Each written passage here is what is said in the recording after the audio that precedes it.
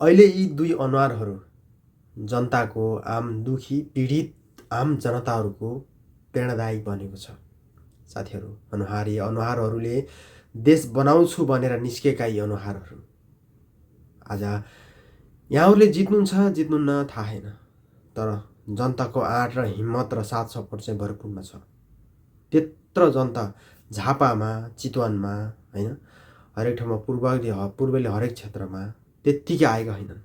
परिवर्तनको लहर, परिवर्तन चाहेर मात्रै यी जनताहरू रोडमा आएका छन्। बालेन शाहको क्रेज हेर्नुहोस्, रवि लामेछानेको हैन, मधेसमा यति धेरै क्रेज छ। यी दुई अनुहारहरूले परिवर्तन ल्याउँछन् कि भन्ने आम जनताहरूको आशा। साथीहरू, तपाईँले यो भिडियो हेर्नुहोस् एकचोटि।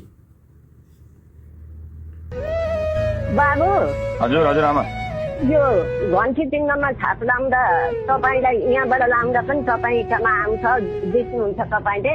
जहाँ पनि हाले पनि मैले त हो नि आमा त्यो सबै, किनभने पार्टीलाई सबै मैले सम्हालेको छु, मैले नेतृत्व ल्याएको छु नि त।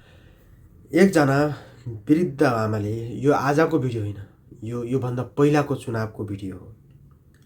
साथीहरू, वृद्ध आमाले मैले हालेको भोट अन्त पो जान्छ कि भनेर खुद रवि लामेछानेसँग कुरा गरेर, बाबु तिमीलाई मैले हाले यहाँ घन्टीमा भोट हालेपछि तिमीलाई आउँछ कि आउन्न भनेर सोध्नु भएको भिडियो एकचोटि सामाजिक सञ्जालमा निकै भाइरल भएको थियो।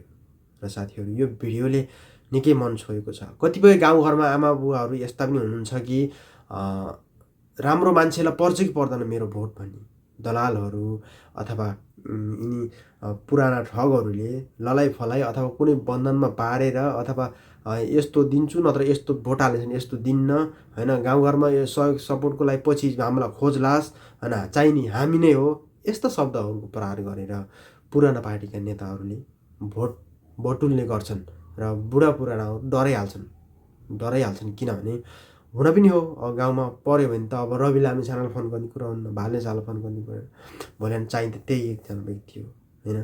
त्यही भएर पहुँच, योभन्दा पहिला राष्ट्रिय स्वतन्त्र पार्टीको गाउँमा पहुँच नपुगेको कारणले गर्दाखेरि बुढापाकाहरूले यस्तै बन्धनमा परेर पुराना पार्टीका नेताहरूलाई भोट हाल्ने बाध्य भएका जस्तो देखिन्थ्यो हरेक गाउँमा। र यति बेला त्यस्तो छैन, राष्ट्रिय स्वतन्त्र पार्टीले देशैभरि पहुँच पुऱ्याएको छ र आशा छ यसपालि चाहिँ कसैलाई पनि निर्धक्क भएर भोट हाल्ने सबैलाई अनुमति मिलोस् र ढुकचुक नहोस्, कसैलाई पनि प्रलोभन देखाएर भोट हाल्ने बाध्यता कसैलाई पनि नपरोस् भन्ने हाम्रो आशा छ। भारतीय गाडीहरू प्रयोग भएका छन् चुनावी अभियानमा।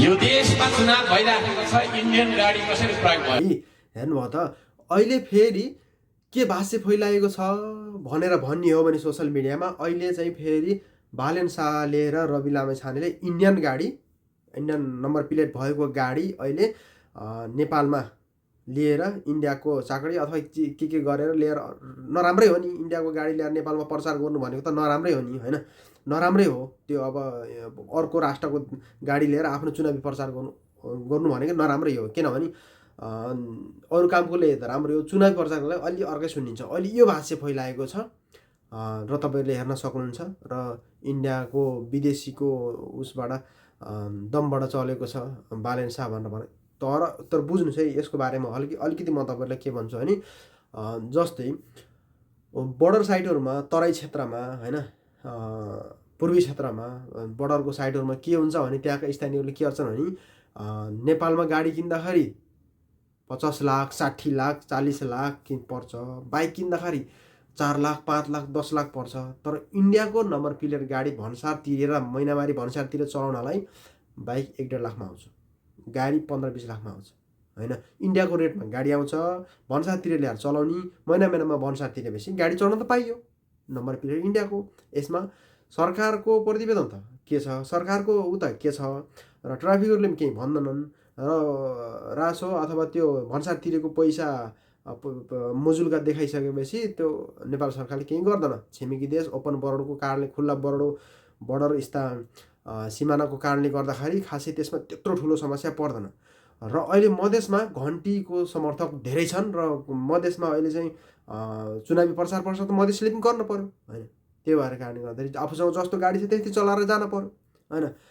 त्यसरी चाहिँ इन्डियाको नम्बर प्लेट गाडी बन्न पुगेको। जस्तै अब म तराई क्षेत्रमा छु भने मैले अब चुनाव प्रचार प्रसारमा जानु पर्यो त मसँग जुन गाडी छ त्यही लिएर जानु पऱ्यो नि त। त्यो मैले भन्सार तिरेको गाडी हो नि त होइन। म त फेरि नम्बर प्लेट गाडी किन्न जाँदा त मलाई त फेरि 50 लाख माग्छ नि त, माग्छ नि त। त्यो भएको कारणले गर्दा यो प्रविधि क्रिएट भएको। किनभने इन्डियाबाट भन्सारतिर चलाइरहेको गाडी अब पर्सनल गाडी आफूले चाहिँ चुनाव प्रचार गर्न जाँदाखेरि नम्बर प्लेट देखेको हुनसक्छ। बाँकी इन्डियाले चाहिँ गाडी चुनाव प्रचारको लागि यो चाहिँ गलत हो। यो कुरा भनेर तपाईँहरूको मन खिन्न पारिदिने काम चाहिँ होला। नम्बर प्लेट देखाएर ल हेर्नुहोस्, तपाईँ हेर्न सक्नुहुन्छ इन्डियाको नम्बर गाडी यहाँ कसरी आयो, गलत हो। नबुझेका मान्छेहरूले बुझ्नुहोस्, त्यो इन्डियन नम्बर प्लेट भएको गाडी नेपाली व्यक्तिहरू हुन् र नेपालले चाहिँ भन्सार तिरेर नेपालकै पैसा तिरेर चलाएका हुन्, महिनामारी भन्सारतिर चलाएका हुन्। तपाईँ पनि तराई क्षेत्रमा योबाट यो भिडियो हेर्दै हुनुहुन्छ भने तराई क्षेत्रबाट यो भिडियो हेर्दै हुनुहुन्छ भने तपाईँले यो कुरो बुझाउनै पर्दैन। र तपाईँ अलि पहाडी क्षेत्रतिर नेपालको अब मध्य भागतिर हुनुहुन्छ भने चाहिँ यो कुरो चाहिँ नबुझेको हुनसक्छ। एउटा चाहिँ भाष्य मात्रै हो, केही होइन। इन्डियाबाट बालेन शाहलाई रवि लामेछानेलाई कसैले पनि गाडी दिएको होइन। किनभने यसको कारण चाहिँ यो हो, आफूले पैसा तिरेर महिनामारी पैसा तिरेर चलाउन पाइन्छ। बोर्डरमा महिना जाने पैसा तिर्ने अनि त्यो गाडी चाहिँ चलाउन पाइन्छ, त्यस्तो चाहिँ छ। यो चाहिँ प्रायः तराईतिरका मान्छेले गर्छन्। अब एकछिन यो भिडियो हेर्नुहोस् अनि त्यसपछि कुरो गरौँला। 5 वर्षलाई जितेर पठाएको 3 वर्षमै आइपुगेको छु भेट्न। पहिला नमस्कार छ। नमस्कार। अब कस्तो छ यतातिरको हालचाल? हालचाल ठिकै छ। भनेपछि एकजना सांसद, प्युठानका सांसद हुनुहुन्छ यहाँ, उहाँले आफै भन्नुभएको छ कि 5 वर्षको लागि तपाईँहरूले मलाई जिताएर पठाउनु भएको, म चाहिँ आज 3 वर्षमै आएको छु, कस्तो छ गाउँको हालखबर। भनेपछि 5 वर्षमा 5 वर्षलाई गएको मान्छे एकचोटि जितेर फेरि आउँदाखेरि 3 वर्ष बितिसकेछ र उहाँलाई थाहा छैन गाउँको हालखबर। आएर ती मतदाताहरूले जो तपाईँले विकास गर्नुहोस् है भनेर पठाएका मतदाताहरूलाई आएरै सोध्नु छ कस्तो छ गाउँ। तपाईँ आफै बुझ्न सक्नुहुन्छ कि कस्तो छ हालत, कसरी आफ्ना मतदाताहरूको जिन्दगी दिनचर्या चलिरहेको छ भन्ने कुरा त आफूले गएर बुझ्ने होला नि, त्यहाँ निहाल्ने होला नि त, विश्लेषण गर्ने होला नि त। तर त्यो छैन। मलाई आफै उहाँ चाहिँ सोध्न जानुहुन्छ कि कस्तो छ त्यहाँको हालखबर भनेर। यसले प्रश्न पार्छ कि नेताहरू चुनावको लागि मात्रै, भोट माग्नको लागि मात्रै जान्छन् भन्ने कुरा यहाँनिर प्रश्न भएको छ। र अझै लामो कुरा गर्दा यहाँ के भन्नुहुन्छ अझै सुन्नुहोस् है त। अहिले हाम्रो 5 वर्षलाई जितेर पठाएको 3 वर्षमै आइपुगेको छु भेट्न। पहिला नमस्कार छ। नमस्कार। अब कस्तो छ यतातिरको हालचाल? हालचाल ठिकै छ। अहिले हाम्रो भनौँ न सबै अब एक्लै जित्दा उ गर्दाखेरि अहिले हाम्रो पार्टीको मजबुत छ आधार, अब जित्छ भन्ने हाम्रो छ गएर। अब जित्न त सबैले जित्ने भन्दै घुमिन्छ, तर हामीले जित्ने आधार छ तल्ला, जित्छ जस्तो गरे। अनि के आइरहेछन् त गाउँमा कुराहरू? कुराहरू आइरहेका छन् नि होइन? गाउँमा त यस्तो छ, मान्छेहरूले भन्छन् अब बालेन भन्छन्, अब त्यो रवि भन्छन्। मान्छेले बुझ्ने हो भने अब तिनीहरू कस्ता मान्छे हुन् त्यो बुझ्नुपर्छ राम्रो उसले। अब रविले अब गल्ती नगरे भए त्यत्रा अब दिगो तिरेर उयो जेलबाट निक्लियो। यो मान्छे अब राम्रो हो कि नराम्रो हाम्रो मान्छेले बुझ्नुपर्छ नि त, जनताले बुझ्नु पर्यो। अब त्यस्ता मान्छेले अब भोट दिने मान्छे कस्ता हुन्छन्, अब त्यो जित्नलाई मुस्किलै छ।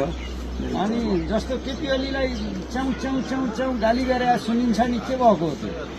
केपी ओलीलाई त अब उनीहरूले चारैतिर घेराबन्दी गर्ने, जसरी पनि अब त्यसलाई हराउनुपर्छ भन्नेमा छन्। तर त्यो केपी ओलीले स्योर दिन्छ, तिनीहरूको खासै प्रभाव नपर्ला जस्तो छ। तपाईँले हेरिरहनु भएको छ, भेटिरहनु भएको छ? हेरेको छौँ, सोध्छौँ। अब यहाँ प्युठानको के देखिरहनु भएको छ त अरू अहिलेको हालचाल? हालचाल प्युठानमा त अब राम्रो छ। अब सूर्य थापाले पक्कै जित्छ भन्ने उम्मेद छ हामीलाई। किनभने पहिला 2-3 पार्टी भएर लड्थे, 5 पार्टी भएर अहिले एक्लैमा त अब यिनीहरूको दम छैन, यिनले जित्दैनन्। कोही पनि जित्छु भन्छन् त, के भएको यस्तो? त्यो त हुम्मे बस्दै जित्छु त जसले नै भन्छ नि, त्यो त जित्ने हार्छु भन्ने को उभिन्छ र। त्यसो भए कसैले आधार अहिले छैन, त्यसैले सूर्य थापाले नै जित्छ। भोट अन्तर कति पर्ला जस्तो छ? अब पहिल्यै अब त्यत्रो पार्टी हुँदाखेरि त त्यति धेरैको अन्तर पर्यो हो। अहिले त झन् अब एक्लै सिङ्गलमा त धेरैको पर्छ। धेरैको फरक पर्छ। धेरैको फरक पर्छ। ल ठिक छ, तपाईँसँग फेरि पनि कुरा गरौँला। अब सही कुरा जनतालाई भन्ने काममा लागिरहनु होला, लागिरहनु भएको छ। एकदम स्वास्थ्य ख्याल गर्नु होला, तगडा हुनुहुन्छ। ल धन्यवाद। हामीले त भने